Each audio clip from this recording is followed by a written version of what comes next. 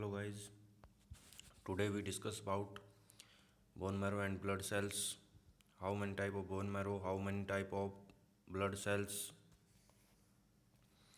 There are different type of blood cells. You see the RBC, WBC and different type of WBC cells. So we discuss about first of all bone marrow. It's a bone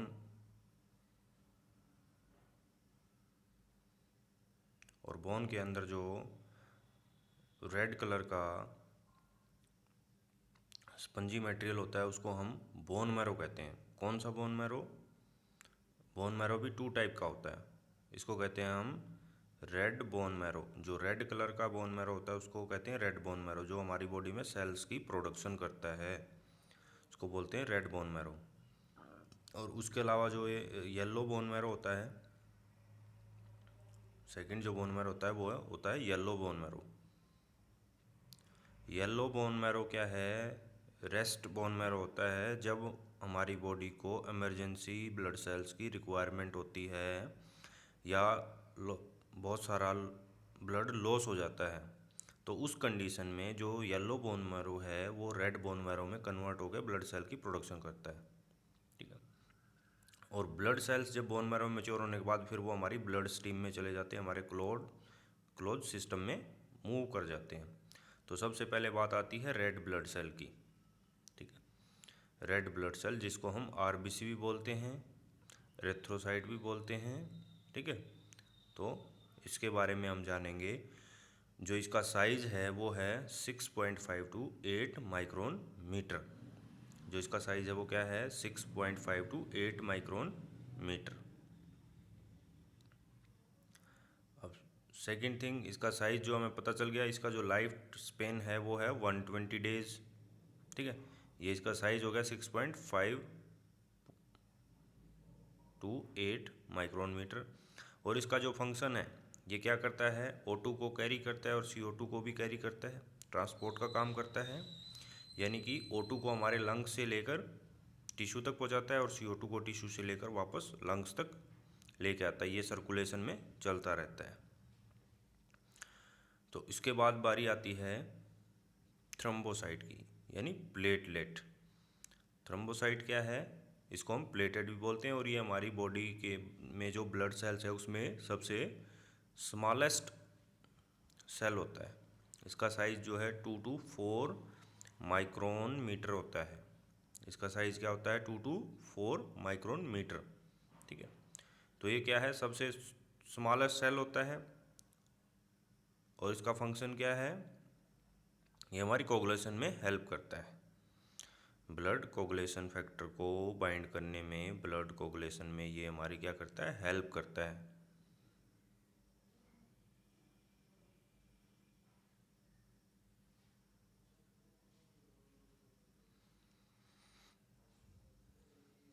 ठीक है। ये हमारी blood coagulation में help करता है। उसके बाद आती है बारी थर्ड नंबर की, WBC, वाइट ब्लड सेल्स। ये क्या है?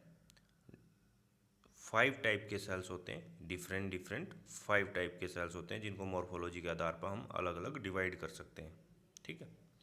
और ये क्या बेसिकली हमारे इम्यून बूस्टर्स होते हैं, यानी कि ये हमारे बॉडी में आने वाले जो इन्फेक्शन है उसके अगेंस्ट फाइट करते हैं। तो फर्स्ट ऑफ ऑल इसमें क्या है?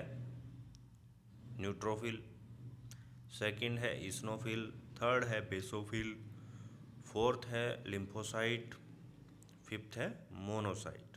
ठीक है। तो हम इन पांचों की स्टडी अलग अलग बेस पे करेंगे अब। ठीक है। जो 3 सेल्स हो गए वो क्या हो गए? ग्रेनुलोसाइट्स, न्यूट्रोफिल, इस्नोफिल और बेसोफिल। इसमें ग्रेन्यूल्स प्रेजेंट होते हैं, इसलिए हम इसको क्या कहते हैं? ग्रेनुलोसाइट। इसके अंदर क्या होते हैं? ग्रेन्यूल्स होते हैं साइटोप्लाज्म के अंदर, न्यूक्लियस के अलावा, उसके लिए हम उसको कहते हैं ग्रेनुलोसाइट्स। ठीक है। उसके बाद क्या है? जो 2 हैं वो ए ग्रेनुलोसाइट्स हैं, लिम्फोसाइट और मोनोसाइट। इसमें न्यूक्लियस और साइटोप्लाज्म प्रेजेंट होता है, ग्रेन्यूल्स नहीं होते। तो ये याद रखना, 3 सेल्स क्या हो गए? ग्रेनुलोसाइट्स और 2 सेल हो गए ए ग्रेनुलोसाइट्स। अब हम इसकी फर्दर डिस्कशन करेंगे, इसके बारे में जानेंगे कि भाई ये सेल्स जो हैं वो किस प्रकार से हमारी बॉडी में रोल प्ले करते हैं, इनका साइज़ क्या है, इनका लाइफ स्पेन क्या है। ठीक है, तो इसके लिए हम अब आगे जानेंगे।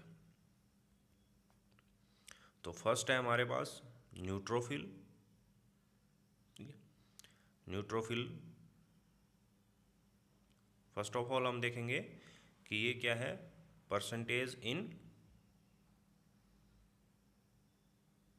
WBC यानी कि ल्यूकोसाइट, यानी कि टोटल WBC के अंदर जो इसकी परसेंटेज है वो क्या है सभी सेल्स की।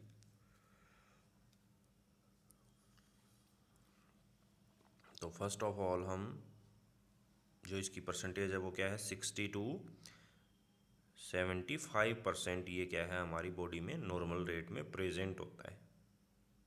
ठीक है, 100 में से अगर हम 100 सेल काउंट करते हैं तो 60 to 75 ये प्रेजेंट होता है। ठीक है, अब बारी आती है इसके साइज़ की कि ये किस साइज़ का होता है। ठीक है, ये 12 to 15 माइक्रोन मीटर का साइज़ होता है इसका।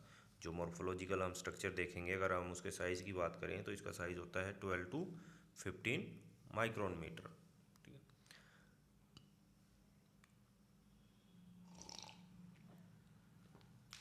हम इसको रब कर देते हैं।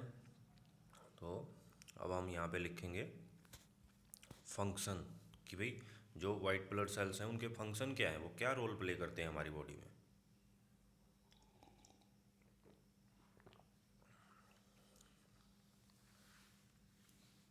तो फर्स्ट ऑफ ऑल हम जानेंगे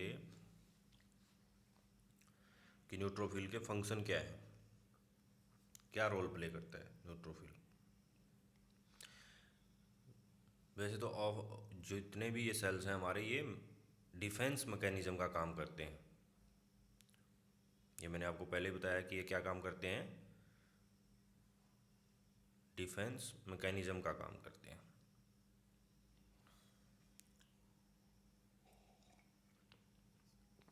चाहे उसमें न्यूट्रोफिल है, इस्नोफिल है, बेसोफिल है, लिम्फोसाइट है, मोनोसाइट है, ये सभी क्या है बेसिकली हमारी डिफेंस मैकेनिज्म का काम करते हैं हमारी बॉडी में। एक तरह से कह सकते हैं हम, जैसे कि हमारी आर्मी होती है उसी तरह ये भी हमारी बॉडी की आर्मी है। ठीक है, तो इसका जाना कि इसकी परसेंटेज क्या है, इसका साइज़ क्या है, तो अब हम जानेंगे इसका फंक्शन क्या है। इसका फंक्शन है इम्यून डिफेंस। फंक्शन क्या है इसका, इम्यून डिफेंस, यानी कि बाहर से आने वाले बैक्टीरिया जितने हमारी बॉडी के ऊपर अटैक करते हैं उनको से हमारी बॉडी को बचाना, हमारे इम्यून सिस्टम को स्ट्रॉन्ग करना, डिफेंस करना उनका। अब इसकी बारी आती है लाइफ स्पेन की कि भाई ये कितने टाइम तक हमारी बॉडी में जीवित रह सकता है।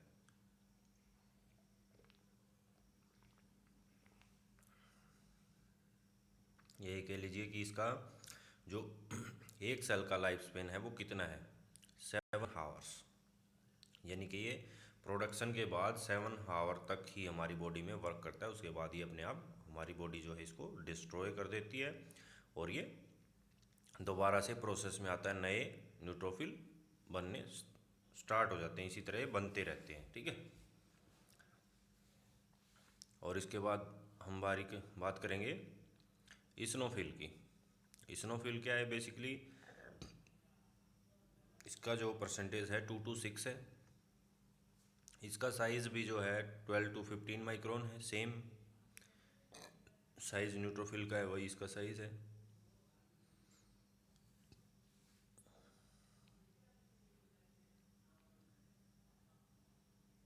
ठीक, उसके अलावा ये काम और लाइफ स्पेन के बारे में जानेंगे इसका कि लाइफ स्पेन क्या है इसका, क्योंकि ये बेसिकली क्या एलर्जिक सेल्स होता है। ये एलर्जिक, इसके अंदर एंटीबॉडी होती हैं जो ये एलर्जिक जो भी पैरासाइट जो हमारी बॉडी में आता है उसके अगेंस्ट ये काम करता है। तो इसका टाइम जो है लाइफ स्पेन का वो है 8 to 12 आवर।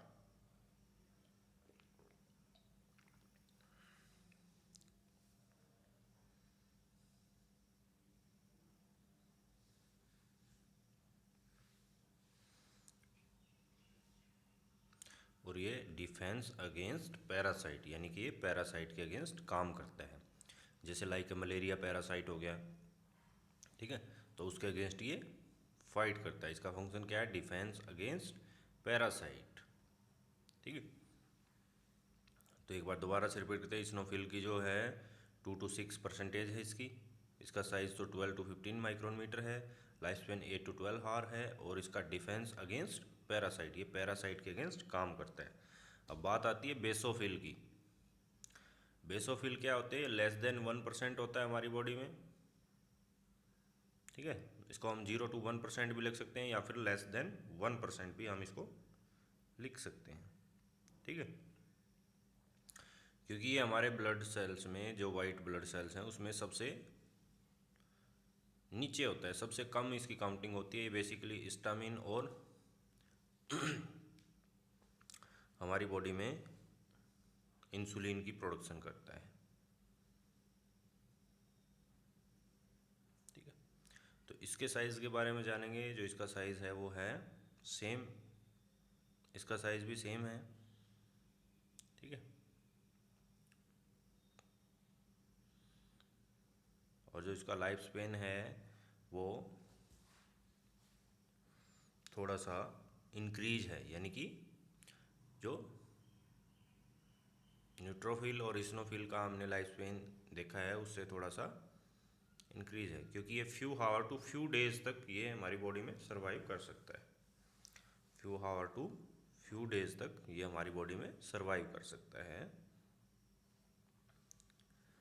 यानी कि कुछ घंटे में भी ये डिस्ट्रॉय हो सकता है और कुछ दिन तक भी ये हमारी बॉडी में सरवाइव कर सकता है, ठीक है। साइज़ इसका भी मॉर्फोलॉजिकल साइज़ जो है वो सेम है, यानी कि इसका स्ट्रक्चर जो डायमीटर है वो भी 12 to 15 माइक्रोन मीटर है, ठीक है। अब बात आती है कि ये हमारी बॉडी में क्या फंक्शन प्ले करता है, ठीक है।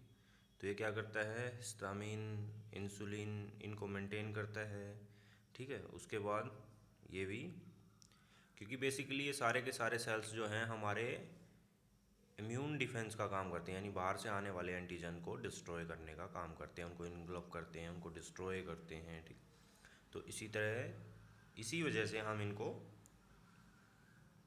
WBC को हमारी आर्मी भी कहते हैं। जैसे different different type of army होती है ना हमारे उसमें, तो ये क्या है? इन्फ्लामेटरी रिस्पॉन्स करता है। अगर हमारी बॉडी में कहीं भी कुछ होता है तो उसके अगेंस्ट ये इन्फ्लामेटरी रिस्पॉन्ड करता है, ठीक है। उसके बाद बात आती है लिम्फोसाइट की। लिम्फोसाइट क्या है? इसका साइज जो है 6 to 18 माइक्रोन मीटर का होता है, ठीक है। और ये 2 टाइप का सेल होता है, यानी कि लिम्फोसाइट भी आगे जाके दो तरह के सेल में डिवाइड हो जाता है, ठीक है। और ये एंटीबॉडी प्रोडक्शन का काम करता है। ये क्या करता है? हमारी बॉडी में एंटीबॉडी प्रोडक्शन का काम करता है, ठीक है।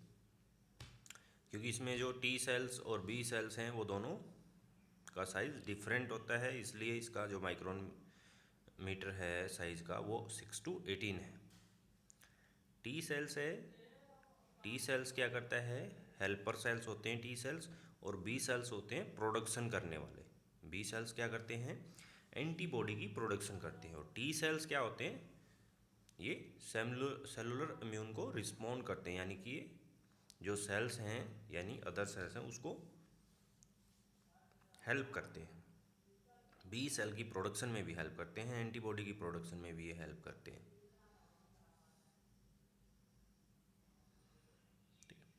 तो ये मेन क्या है? मेन रोल क्या है इसका? एंटीबॉडी प्रोडक्शन करना। टी सेल और बी सेल्स का काम होता है, बी सेल एंटीबॉडी प्रोड्यूस करता है और टी सेल्स उसको प्रोटीन प्रोवाइड करता है, उसको हेल्प करता है, यानी कि उसको बैकअप देता है।